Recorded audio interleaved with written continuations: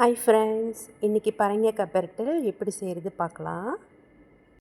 சட்டியில் எண்ணெய் ஊற்றிக்கலாம். கடுகு தாளிப்பு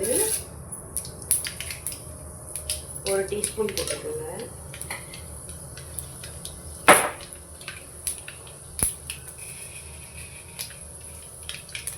உளுத்தம் பருப்பு ஒரு 1/2 டீஸ்பூன்.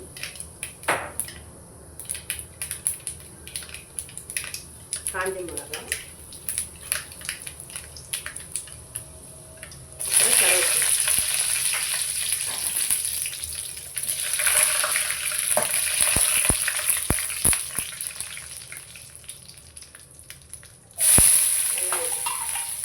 வெங்காயம் நான் மீடியம் சைஸில் ஒரு வெங்காயம் போட்டிருக்கேன்.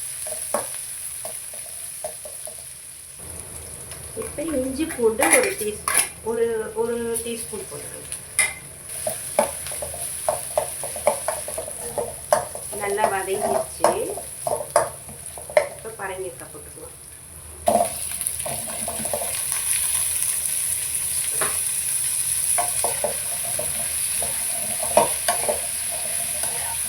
நான் 1 டேபிள் ஸ்பூன் வரமிளகாத்தூள் போட்டுக்கிறேன். இது கொஞ்சம் காரமாக இருந்தால் நல்லாயிருக்கும்.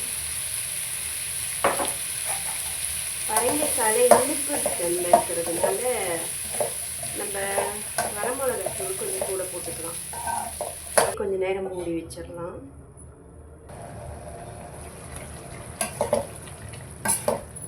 இடையில ஒரு தடவை கிண்டி விட்டுக்கோங்க. திறந்து பார்க்கலாம்.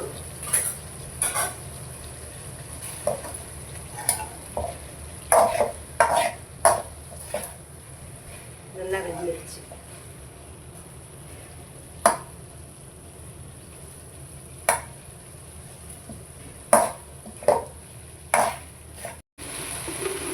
நான் ப்ரௌன் சுகர் ஒரு 2 டீஸ்பூன் போடுறேன்.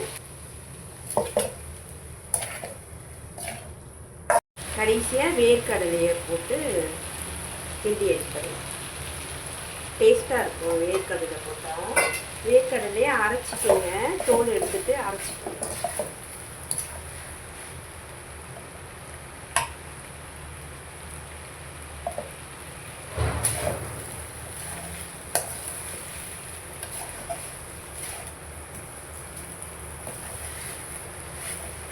டேஸ்ட்டு நல்லாயிருக்கும், வாசமும் நல்லா இருக்கும். அந்த ஃப்ளேவர்.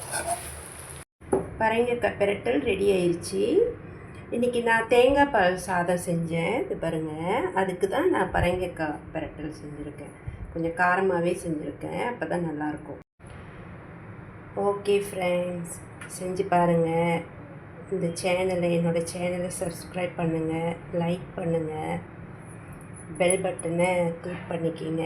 நான் போடுற வீடியோலாம் வரும்.